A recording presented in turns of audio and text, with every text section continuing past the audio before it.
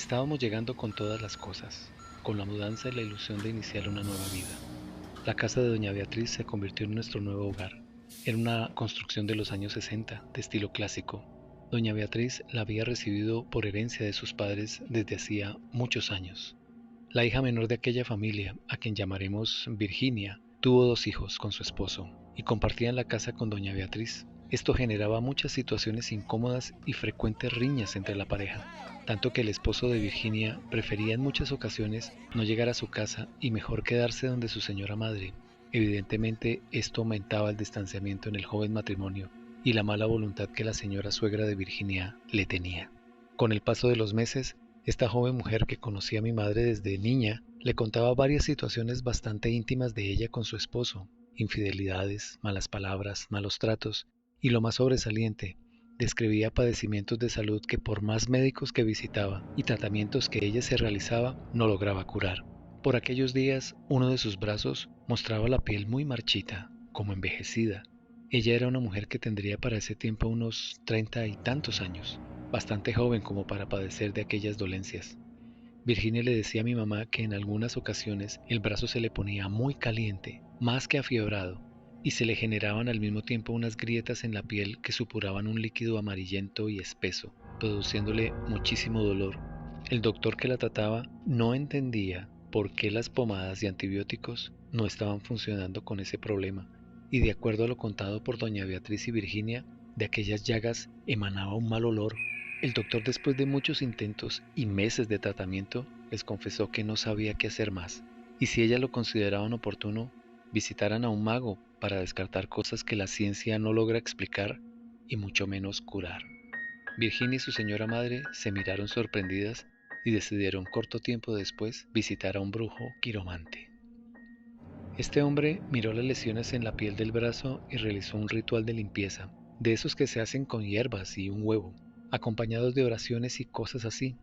Lo sorprendente es que también les pidió a las señoras que visitaran la casa de la suegra de Virginia, y en la terraza encontrarían un cuarto lleno de cosas en desuso, que buscaran con detenimiento y así descubrir de dónde venía la enfermedad postiza en el brazo. Posteriormente le pidió a Virginia que sirviera en un vaso agua e introdujera un pedazo de papel blanco en aquel líquido, y para su sorpresa, se dibujó o se reveló en él, como si de una fotografía se tratara, el rostro de la señora suegra de la joven. A los pocos días, valiéndose de una excusa inventada, Virginia y doña Beatriz fueron a aquella casa, y en un pequeño descuido de la empleada doméstica subieron a la terraza. Efectivamente, allí había un pequeño cuarto. En su interior encontraron una deteriorada y vieja estufa, además de muchos objetos antiguos y de muchos frascos con líquidos oscuros. En la estufa había oculto un envoltorio de trapos malolientes, amarrados con un cordón negro que contenía un brazo de maniquí untado de algo parecido a una brea negra. Guardaron ese objeto en una bolsa grande y partieron apresuradas de allí, antes de que la señora llegara. Ambas le contaron a mi madre que ya en casa se dirigieron a la terraza y desataron aquel brazo de plástico. El hedor era terrible. Juntaron todo, lo empaparon con gasolina y estando cada una retirada entre sí, al encender el fuego a ese conjunto de elementos, las llamas resultantes se dirigían hacia Virginia, atravesaban la terraza con forma de remolino, querían llegar a ella. Era para no creer. Al poco tiempo, el esposo de Virginia tuvo que trasladarse a otra ciudad por asuntos de trabajo. Viajó entonces con sus 2 hijos y su esposa. Ella ya estaba recuperada de sus dolencias en el brazo, pero la piel de este quedó con un color oscuro y cicatrices parecidas a estrías. Se instalaron en un apartamento asignado por la empresa, pero las cosas entre la pareja no mejorarían para nada. Las riñas y los inconvenientes entre ellos continuaban. El amor se estaba acabando y lo peor, ahora Virginia se quejaba de fuertes dolores estomacales y de cómo su estómago se inflamaba de forma desproporcionada, tanto que parecía estar encinta. Aquel dolor no la dejaba en paz y pasaban varios días con ese malestar. De la misma forma, los médicos no encontraban con qué aliviar ese padecimiento.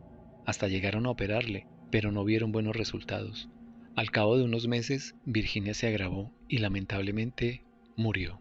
Su cuerpo fue trasladado hasta Bogotá. Doña Beatriz estaba deshecha, pero a pesar de su enorme tristeza, sí le contó a mi mamá que estando todos en la funeraria, se presentó la señora suegra de Virginia, y en un momento en el que nadie la vio, A excepción de doña Beatriz, esta mujer se desplazó hacia las escaleras que conducían al sótano de ese lugar, en donde estaban los laboratorios de tanatoprácticas.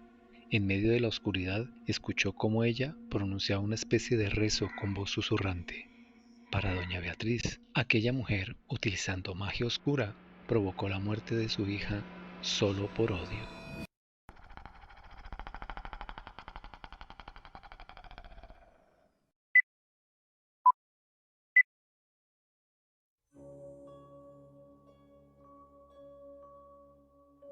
Corrían los años 50 y era muy normal vivir en medio de la ruralidad y el urbanismo en las ciudades pequeñas de Santander. Uno de mis tíos hacía largas caminatas para visitar a la que fue su novia y ahora esposa en un barrio lejano de la ciudad. Para mi abuela, aquella rutina no era la mejor. Permanentemente le reclamaba a mi tío y le recomendaba que no se demorara tanto visitando a aquella joven, ya que la oscuridad y esa carretera no presagiaban buenas cosas para un, en ese tiempo, joven muchacho. Mi tío hacía oídos sordos a los reclamos de mi abuela y no le obedecía, hasta que las cosas pasaron a ser extrañas y dejaron de ser un simple reclamo para él. Mi tío cuenta que durante una de aquellas noches de caminata a oscuras por la mencionada carretera, decidió detenerse un rato para descansar. Él decía que la noche no le atemorizaba, que los pocos vecinos en aquel tiempo del lugar eran personas de bien y nada malo le podía suceder. Mientras esperaba si de casualidad un vehículo lo podía llevar, escuchó a sus espaldas el sonido de pasos entre la hierba que crecían a orillas del camino. No pensó en nada y continuó mirando hacia la distancia. La oscuridad reinaba y el sonido propio de la noche lo rodeaba. Sin darse cuenta, una vocecita le habló a su espalda. Mi tío giró a ver quién era. Se encontró de frente a un pequeño niño, o mejor dicho, un pequeño hombrecillo, que en un lenguaje raro algo le quería decir. Mi tío lo describe como un ser con un aspecto raro, mezcla entre niño y hombre envejecido, ojos saltones oscuros, mejillas prominentes, nariz ancha y achatada, orejas pequeñas salidas y con un color de piel amarillento. Sobresalía porque tenía puesto solamente un calzón o algo parecido. Su dorso estaba desnudo y sus pies eran muy grandes para su tamaño. Las manos de aquella criatura eran de dedos largos, de nudillos grandes, parecían hinchados, y con un gesto entre sonriente y siniestro volvió a hablarle a mi tío. Él se inclinó un poco para escucharle mejor y en ese momento aquel personaje de la noche le preguntó: ¿Usted tiene dientes? Y mi tío se apartó asustado y le contestó con voz temerosa: sí. El siniestro personaje entonces se abrió los labios usando los largos dedos de ambas manos diciéndole: yo también.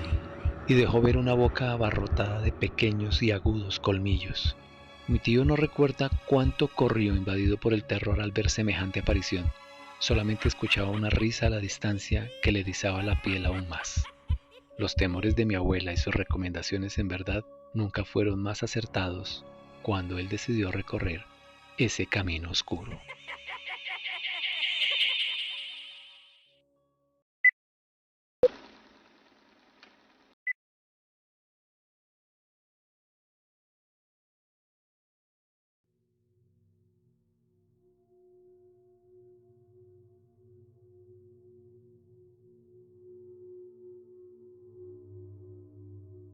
Las casas viejas no me gustan. Mis padres por aquellos años de nuestra infancia sí se sentían muy bien habitando la casona que se encuentra en el centro de la ciudad.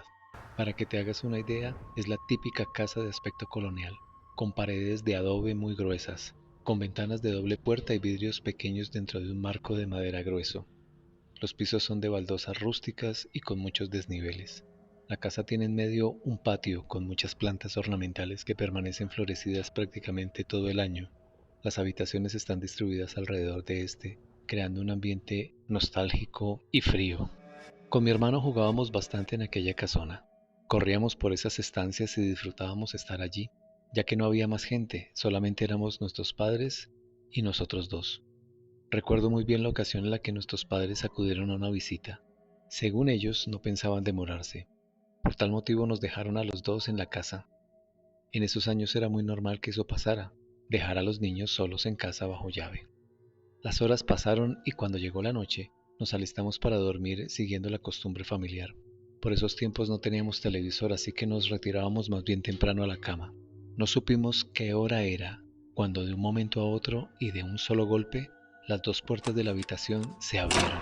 Quedamos sentados por el fuerte estruendo. Vimos, mi hermano y yo, cómo poco a poco aparecía entre las sombras una figura humana aproximándose a la entrada del cuarto.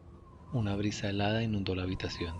Vimos en silencio a un hombre, para nosotros muy alto, vestido con una especie de túnica con capucha, como la que se utilizó por los monjes en algunas órdenes religiosas antiguas. No veíamos su rostro, no distinguíamos facción alguna. Dentro de esa capucha todo era oscuro. Aquel hombre o entidad se acercó a nosotros y tomándonos por la cintura, nos cargó a cada uno al lado y lado de su cuerpo. Nos sacó al patio de la casa. La noche estaba helada. Nos sentó en una piedra grande que se encontraba en el centro de aquel lugar y se desplazó como flotando, porque nunca le vimos los pies, hacia el interior de los largos pasillos de esa casona, perdiéndose en la oscuridad de donde había salido. En ningún momento nos habló algo. Se desapareció en total silencio. Pasado un rato mis padres llegaron a la casa y se sorprendieron mucho al encontrarnos a mi hermano y a mí sentados en aquella piedra a esas horas de la noche. Nosotros sin mayor sobresalto les contamos lo que había pasado, para extrañeza de ellos. Aquella historia nos sigue acompañando desde ese tiempo y nos seguimos preguntando, ¿quién sería ese personaje del hábito que nos despertó aquella noche cuando éramos solo unos niños?